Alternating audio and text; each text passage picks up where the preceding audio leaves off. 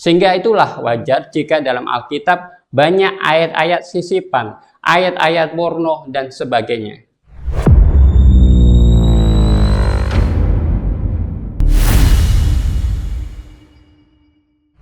Berkaitan dengan video saya sebelumnya, saudaraku, di sini saya ingin memperbandingkan antara sejarah penulisan Alkitab dan sejarah penyusunan Al-Quran.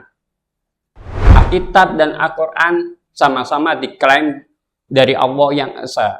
Bahkan dalam surat Ali Imran ayat 4 ditegaskan bahwa Al-Quran, Taurat, dan Injil ini berasal dari satu Allah yang Esa. Tapi di sini marilah kita fokus kepada bagaimana sejarah penyusunan Alkitab dan Al-Quran. Berkaitan dengan Alkitab Bible ini, ada proses kanonisasi yang cukup panjang, di mana pada dasarnya Alkitab yang ada saat ini, yang diakui oleh umat Kristen pada saat ini, baik Katolik maupun Protestan, merupakan Alkitab produk kanonisasi. Dalam sejarahnya yang panjang, banyak kitab-kitab lain, seperti kitab Injil Barnabas, kitab Laut Mati, dan sebagainya yang ditolak oleh gereja. Bahkan antara Katolik, Protestan, dan Ortodok, jumlah kitabnya pun berbeda-beda. Jadi, proses kanonisasi Alkitab ini adalah proses menetapkan kitab-kitab mana saja yang dianggap suci, otoratif, dan diilhami Tuhan, sehingga dimasukkan ke dalam Alkitab. Proses ini berlangsung bertahap dan panjang, baik untuk perjanjian lama maupun perjanjian yang baru, dan hasilnya berbeda-beda antara umat Kristen, Katolik, Protestan, Ortodok, dan Yahudi. Bahkan prosesnya itu konon sampai 3 abad lebih. Sehingga disinilah saudaraku, ada kemungkinan perselisihan, kontradiksi antara ayat-ayat dalam Alkitab. Syarat-syarat kitab-kitab bisa dikanonisasi atau diakui menjadi bagian dari Alkitab yang sah atau kanonik adalah bergantung pada tradisi gereja. Tetapi secara umum, para pemimpin gereja awal menggunakan beberapa kriteria utama dalam menentukan kitab-kitab yang layak masuk dalam kanon. Yang pertama, apostolik, keterkaitan dengan Rasul. Kitab harus ditulis oleh seorang rasul, misalnya Petrus, Paulus, Yohanes, atau oleh murid langsung mereka, misalnya Markus atau Lukas. Tujuannya adalah untuk menjamin keaslian dan otoritas doktrin. Tapi ini pun bermasalah, karena apa? Karena ternyata beberapa kitab, seperti Matius, Lukas, Yohanes ini bukan ditulis langsung oleh orang-orang yang hidup semasa Yesus atau murid-murid Yesus pada saat itu. Ortodoksi kesesuaian ajaran. Jadi yang kedua syaratnya adalah ortodoksi kesesuaian ajaran. Isi kitab harus konsisten dengan ajaran iman Kristen yang telah diterima luas. Tidak boleh mengandung ajaran sesat, gnostik, doketis, dan sebagainya. Contoh, Injil Thomas dan Injil Yudas tidak lolos karena berisi ajaran gnostik. Syarat ketiga sebuah kitab akan diakui oleh gereja adalah penggunaan liturgis, pemakaian dalam ibadah. Kitab digunakan secara luas dalam peribadatan gereja-gereja awal. Ini menunjukkan bahwa kitab tersebut dianggap bermanfaat secara rohani dan membangun iman jemaat. Syarat keempat, sebuah kitab bisa diterima oleh gereja adalah penerimaan umum atau bersifat universalitas. Diterima oleh banyak komunitas Kristen di berbagai wilayah, bukan hanya kelompok kecil atau lokal. Jika hanya digunakan secara sempit, misalnya oleh satu sekte, biasanya tidak diterima dalam kanon. Kemudian, syarat kelima, sebuah kitab bisa dianggap sah oleh gereja adalah inspirasi Roh Kudus atau ilham ilahi. Kitab ini diyakini ditulis di bawah bimbingan Roh Kudus, bukan semata-mata hasil pemikiran manusia. Kriteria ini bersifat teologis, bukan historis, dan sering dinilai dari pengaruh rohani kitab tersebut. Jadi salah satu contoh tadi adalah kitab-kitab yang ditulis oleh Rasul Paulus. Pada dasarnya kitab ini jelas bahwa itu bukan merupakan wahyu Tuhan. Bahkan Paulus sendiri mengakui bahwa kitab-kitab tersebut dia tulis bukan karena firman Tuhan, tapi karena dia merasa terilhamin, kemudian menulis itu. Dalam 1 Korintus pasal 7 ayat 25, Paulus menulis, "Tentang hal itu aku tidak mendapat perintah dari Tuhan, tetapi aku mengatakan sebagai seseorang yang mendapat kasih karunia." Jadi dalam 1 Korintus pasal 7 ayat 25 ini, saudaraku, Paulus dengan tegas mengatakan bahwa apa yang dia tulis, surat-surat yang dia tulis kepada para jemaat tadi bukan ditulis karena perintah Tuhan, tapi karena dia mengakui itu merupakan pemikiran ilham dia pribadi.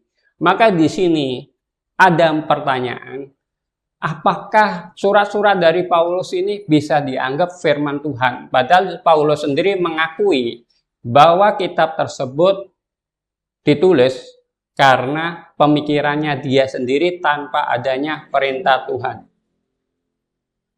Kitab-kitab Perjanjian Lama itu ditulis dalam bahasa asli Ibrani, jumlah kitabnya 24, tapi ini setara dengan 39 kitab dalam Perjanjian Lama Protestan.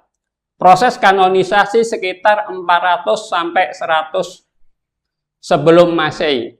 Kitab terakhir Maleaki menurut tradisi Yahudi, kemudian harus berbahasa Ibrani, berasal dari nabi, otoritas rohani, dan digunakan secara luas di kalangan Yahudi. Kemudian ada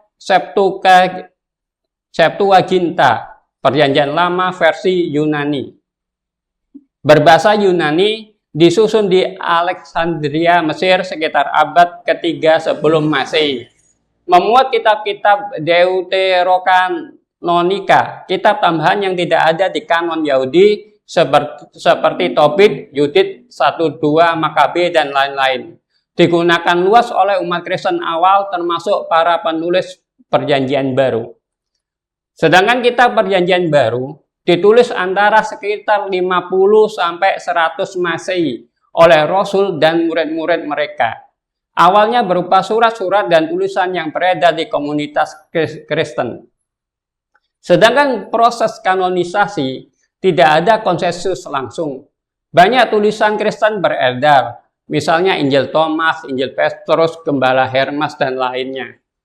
Kriteria kanonisasi yang tadi, di antara kitab-kitab yang beredar, termasuk Injil Barnabas, itu harus ada 4 syarat atau 5 syarat umum. Terutama yang 4 tadi adalah apostolik, ditulis oleh Rasul atau rekan dekatnya.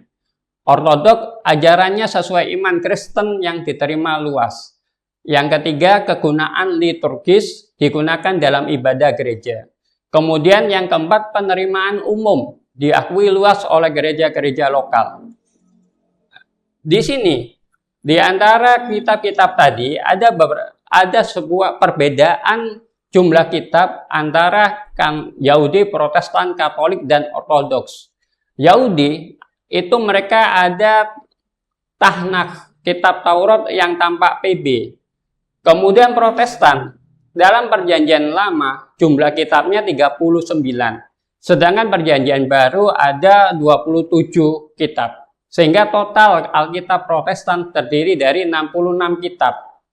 Kemudian Alkitab Katolik Perjanjian Lama terdiri dari 46 kitab, Perjanjian Baru ada 27 kitab. Sehingga total 73 kitab. Sedangkan Ortodoks Timur, Perjanjian Lama terdiri dari 49 sampai 54 kitab.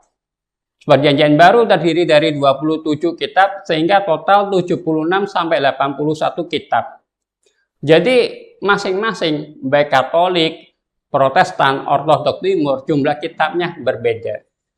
Berikut adalah kitab-kitab yang ditolak oleh gereja dan tidak dimasukkan ke dalam kanon Alkitab.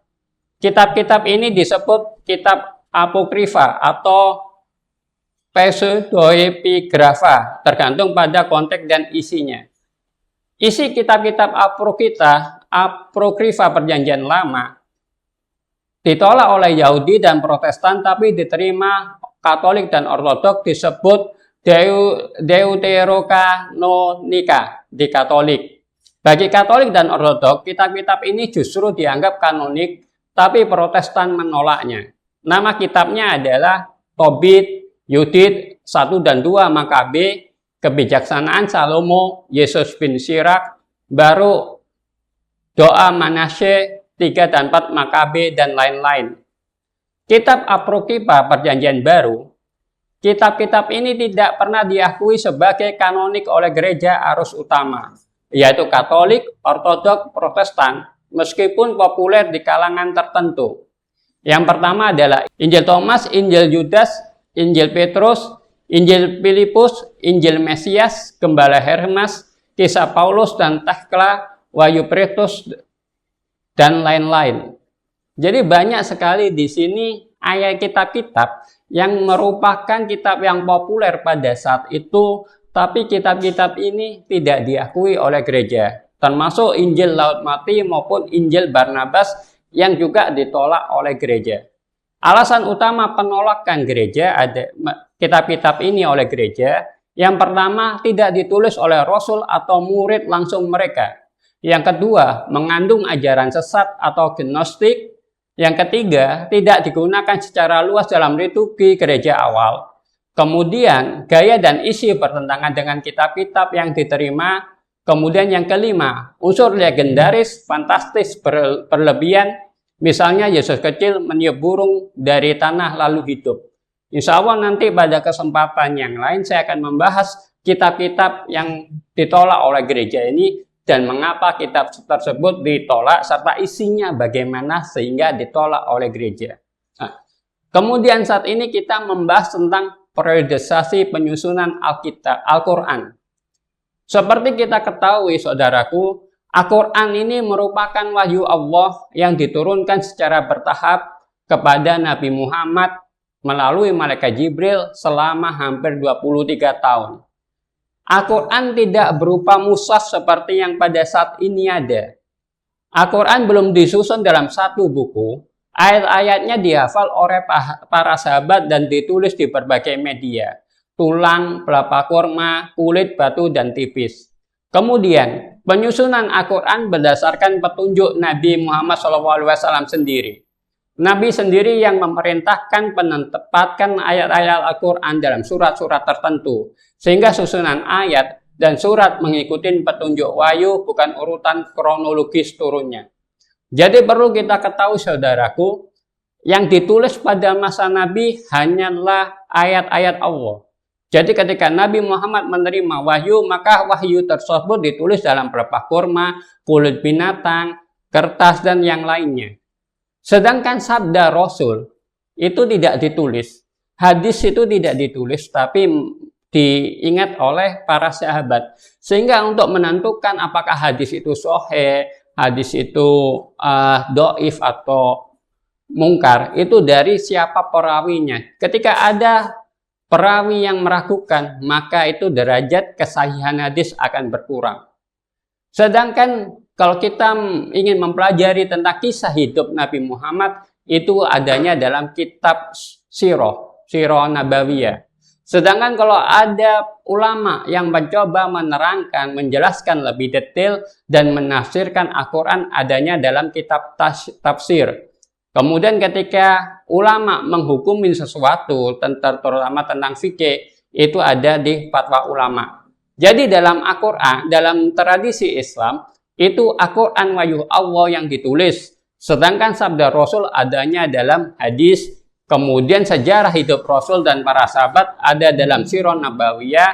Kemudian ulama-ulama yang menafsirkan Quran itu adanya dalam kitab tafsir. Jadi ruangnya berbeda-beda. Beda dengan Alkitab. Dalam Alkitab itu ada firman Tuhan. Dalam Alkitab juga ada sabda Rasul. Dalam Alkitab juga ada kisah-kisah yang ditulis oleh manusia. Bahkan tadi, surat-surat Paulus kepada jemaat dijadikan dalam satu Alkitab. Sehingga itulah wajar jika dalam Alkitab banyak ayat-ayat sisipan, ayat-ayat porno, dan sebagainya. Nah, sedangkan Al-Quran ini bisa seperti saat ini terdiri dari berapa tahapan. Tahapan pertama adalah masa Abu Bakar As-Siddiq, yaitu pada 632 sampai 634 Masehi. Kodifikasi pertama, pengumpulan Al-Quran. Setelah perang Yamamah, banyak penghafal Al-Quran gugur. Maka Umar bin Khattab mengutus kepada Abu Bakar untuk mengumpulkan Al-Quran. Zaid bin Thabit ditugaskan mengumpulkan seluruh ayat dari berbagai sumber dan hafalan. Hasilnya berupa satu mushaf dikenal sebagai Mushaf Abu Bakar, disimpan oleh Abu Bakar, lalu Umar, kemudian oleh Hafsah putri Umar, istri Nabi Muhammad SAW. Kemudian pada masa Utsman bin Affan tahun 644 sampai dengan 656 Masehi, kodifikasi kedua atau standarisasi Al-Quran. Ketika Islam menyebar ke wilayah yang lebih luas, mulai muncul perbedaan cara membaca qiraat Al-Quran. Utsman membentuk tim, lagi-lagi dipimpin Zaid bin Thabit untuk menyusun salinan resmi berdasarkan Mushaf Hafsah. Mushaf standar ini disebut Mushaf Utsmani, ejaan, tulisan, dan urutan surat diseragamkan. Salinan mushaf dikirim ke berbagai wilayah, dan mushaf-mushaf lain yang berbeda dibakar demi menjaga kesatuan umat. Jadi sejak masa Nabi, wahyu-wahyu Allah tadi disusun berdasarkan petunjuk dari Rasulullah Muhammad SAW, surat-suratnya dan sebagainya. Ketika masa Abu Bakar mulai dikumpulkan karena banyak, setelah perang Yamamah banyak sahabat-sahabat penghafal Quran yang meninggal. Kemudian satu mushaf itu disalin kembali, disempurnakan pada masa Utsman bin Affan. Kemudian pada abad ke-1 sampai 7 Masehi barulah ditambahkan tanda-tanda i'rab, baris, titik, dan lain-lain. Mulai ditambahkan untuk membantu non-Arab membaca dengan benar. Kemudian pada abad kedua sampai ketiga Hijriah, ilmu tajwid dan qiraat berkembang serta sistem penomoran ayat, pembagian juz, dan tanda-tanda berhenti ditambahkan. Intinya saudaraku, Al-Quran mulai disusun dalam bentuk seperti saat ini, yaitu satu mushaf dengan urutan surat dan ayat tetap sejak masa Abu Bakar, dan distandarkan secara resmi pada Utsman bin Affan. Inilah awal bentuk mushaf yang digunakan oleh umat Islam hingga hari ini. Bahkan saudaraku, banyak orang Islam yang mereka menghafalkan Al-Quran. Satu kesalahan baca saja, misalnya ketika seorang imam sholat, dia lupa bacaan, maka banyak jemaat yang mengingatkannya. Inilah kesempurnaan dari Al-Quran, bahwa Al-Quran dijaga oleh Allah, bahkan sejak proses turunnya Al-Quran ini sudah dijamin keasliannya, ditata sedemikian rupa dan dipelihara, bahkan dihafalkan oleh jutaan umat Islam.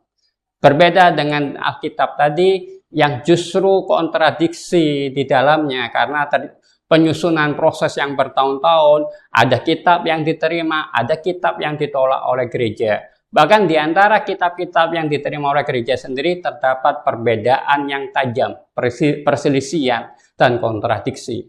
Ingin mengetahui lebih lanjut tentang manakah firman Allah yang benar, Al-Quran atau Alkitab, maka bisa dibaca dalam buku saya yang berjudul Alkitab Bible versus Al-Quran, manakah firman Allah yang sebenarnya.